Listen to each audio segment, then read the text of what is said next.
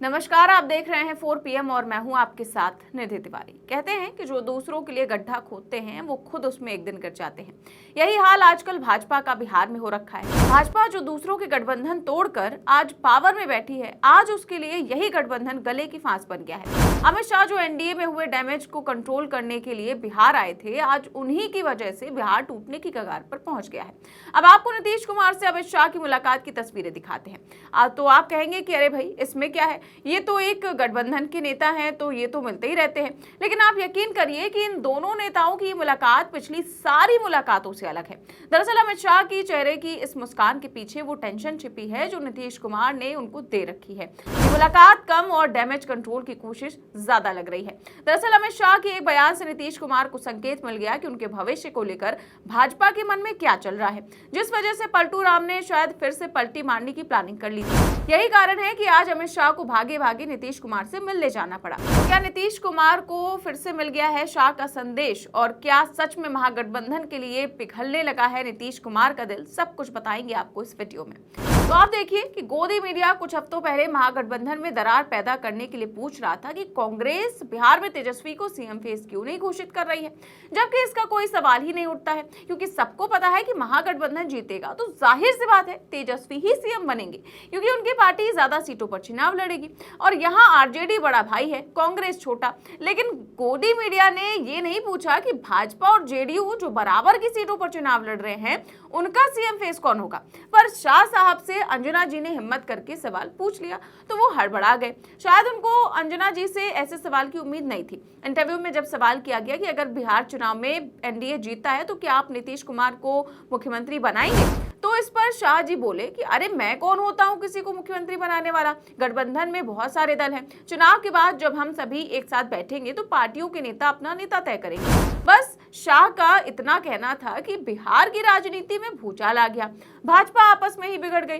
JDU के साथ साथ एनडीए के बाकी सहयोगी नेताओं की तरफ से भी बयान आने लगे। हालत ये हो गई कि अमित शाह को भागे भागे मुख्यमंत्री आवास पहुंचना पड़ा और नीतीश कुमार से मुलाकात करनी पड़ी।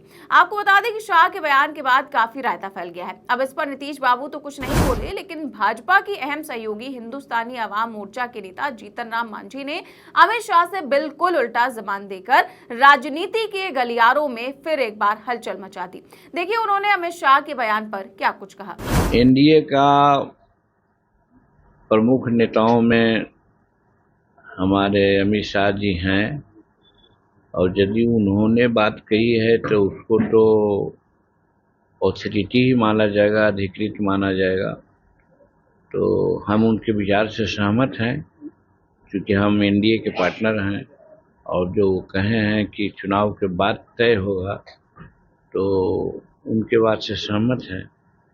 लेकिन अपना विचार हमारा है व्यक्तिगत कि चुनाव के पहले नेता यानी होने वाले मुख्यमंत्री का भी नाम तय हो जाना चाहिए था, डायलमा नहीं रहना चाहिए।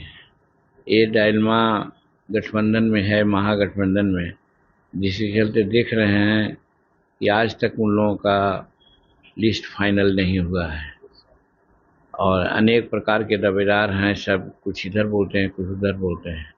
लेकिन सौभाग्यवश एनडीए में सब कुछ ठीक रहा है, अभी तक कोई विशेष बात नहीं हुई है। एक दो बात छोड़ के जिसमें मुख्यमंत्री जी की ने नाराजगी जताई थी, जब एक पार्टी के लोग जदयू के सीट पर अपना कैंडिडेट उतार दिए थे, और उसी समय हम लोग ने भी कहा था कि अगर ऐसा वो करेंगे तो हम भी कुछ क्षेत्रों से अपना उम्मीदवार उतार देंगे। लेकिन बीच में पैचअप हो गया है, इसलिए हम लोग ऐसा नहीं कर रहे हैं। लेकिन जहाँ तक नेतृत्व की बात है, व्यक्तिगत मेरा विचार है, मेरी अभिव्यक्ति है कि चुनाव के पहले कौन चीफ मिनिस्टर होंगे पब्लिक के सामने ले आना चाहिए। जैसे ही एनडीए के बाकी नेताओं की तरफ से ऐसे बयान आने लगे तो अमित शाह समझ गए कि उनसे बहुत बड़ी भूल हो गई है। उनके इस बयान से नीतीश कुमार को अंदाजा हो गया होगा कि भाजपा उनके भविष्य को लेकर क्या सोच रही है। अपने द्वारा फैलाए गए इस रायते को समेटने के लिए ही अमित शाह आज नीतीश कुमार से मिलने सीएम आवास पहुंचे, जहां दोनों नेताओं के बीच करीब 18 मिनट तक बंद कमरे में बातचीत हुई, जिसमें बिहार चुनाव को लेकर कई अहम मुद्दों पर चर्चा हुई। कयास लगाए जा रहे हैं कि अमित शाह ने सीएम फेस पर फैल रही आग को रोकने के लिए अपनी बात भी क्लियर कर ली होगी। सूत्रों की माने तो इस मुलाकात के दौरान मुख्य रूप से 3 बिंदुओं पर बातचीत हुई है। सबसे पहले दोनों नेताओं के बीच बिहार विधानसभा चुनाव की आगे की रणनीति पर चर्चा हुई। इसमें एनडीए की संयुक्त सभाओं, पीएम मोदी समेत स्टार प्रचारकों के बिहार दौरे और जनसभाओं के कार्यक्रमों के विस्तार को लेकर बातचीत हुई। साथ ही ये तय किया गया कि आने वाले हफ्तों में एनडीए की सरकार की योजनाओं और उपलब्धियों को गांव-गांव तक पहुंचाने का अभियान चलाया जाएगा। लेकिन सबसे अहम बात जो हुई वो उन बागी नेताओं को लेकर हुई जो एनडीए के घटक दलों से बगावत करके स्वतंत्र रूप से चुनावी मैदान में उतरने की तैयारी में है। सूत्रों के मुताबिक दोनों नेताओं ने यह माना कि ऐसे बागी उम्मीदवार कई सीटों पर एनडीए के आधिकारिक प्रत्याशियों को नुकसान पहुंचा सकते हैं। इसीलिए शाह और नीतीश ने तय किया कि ऐसे नेताओं से संवाद स्थापित कर और डैमेज कंट्रोल के प्रयास किए जाएंगे ताकि एनडीए की एकजुटता बनी रहे। लेकिन सवाल ये उठता है कि खुद को चाणक्य समझने वाले अमित शाह को एनडीए की एकजुटता पर क्यों इतना फोकस करना पड़ रहा है? क्या अमित शाह को किसी तरह के बिखराव होने का डर है? क्या अमित शाह को अपने ही सहयोगियों से बगावत की बू आने लगी है? तो आप ये देखिए कि अमित शाह बागी नेताओं की बात करने किसके पास गए थे? नीतीश जी, जो खुद इस खेल के चैंपियन रह चुके हैं। उनसे अमित शाह कह रहे हैं कि बागियों पर नजर रखनी पड़ेगी। ये कहीं ऐसा तो नहीं है कि अमित शाह की जुबान पर नाम बागी नेताओं का था और इशारा नीतीश कुमार पर? कहीं ऐसा तो नहीं कि अमित शाह को ये डर लग रहा हो कि चुनावों के बाद नीतीश कुमार फिर से महागठबंधन में चले जाएं? देखिए, आज भले ही नीतीश बड़े हंसकर अमित शाह से कैमरे पर बोल रहे हों, लेकिन भूलिए मत, अभी 2 दिन पहले नीतीश कुमार इतना गुस्सा गए थे कि अपने सहयोगियों की सीटों पर ही अपने प्रत्याशी उतार दिए थे। राजनीति में कब किसका कैसे मूड बदल जाए ये कहा तो जा नहीं सकता, और नीतीश कुमार के केस में तो बिल्कुल भी नहीं। देखिए, भाजपा और जेडीयू इस बार बिल्कुल बराबर की 101 सीटों पर चुनाव लड़ रहे हैं, और मान लीजिए कि एनडीए की जीत हो जाती है और भाजपा की 1 सीट भी ज्यादा आ जाती है तो जाहिर है कि अगला सीएम जेडीयू का नहीं होगा। अच्छा, मान लीजिए कि नीतीश भाजपा से ज्यादा सीटें निकाल भी लेते हैं तो भाजपा को चिराग पासवान का साथ मिल जाएगा। मतलब हर तरह से नीतीश का जाना तय है। यही कारण है कि अमित शाह ने सीएम बनाने की जिम्मेदारी विधायक दल के नेताओं पर छोड़ दी है। अब अगर ऐसे में नीतीश कुमार के पास एक ही ऑप्शन बचता है कि पलटी मारो और जान बचाओ। और बिहार की राजनीति तो वैसे भी हमेशा से अप्रत्याशित मोड़ों और दिलचस्प समीकरणों के लिए जानी जाती है। इस बार भी हालात कुछ ऐसे ही बनते नजर आ रहे हैं, जहां भाजपा और जेडीयू का गठबंधन बाहरी तौर पर भले मजबूत दिखे लेकिन अंदर खाने सब कुछ ठीक नहीं है। अमित शाह का नीतीश कुमार से मिलना एक औपचारिक मुलाकात से कहीं ज्यादा एक डैमेज कंट्रोल मिशन जैसा लग रहा है। शाह के एक बयान ने न केवल एनडीए के भीतर असहजता बढ़ाई बल्कि नीतीश कुमार के भविष्य को लेकर भाजपा की मंशा पर भी सवाल खड़े कर दिए। शाह के इस बयान ने नीतीश को यह एहसास दिला दिया कि भाजपा अब उन्हें भविष्य का सीएम चेहरा मानने को लेकर पूरी तरह से प्रतिबद्ध नहीं है। यही कारण है कि नीतीश कुमार, जो पलटी मारने की कला में माहिर माने जाते हैं, अब फिर से किसी नए समीकरण की तलाश में लग सकते हैं।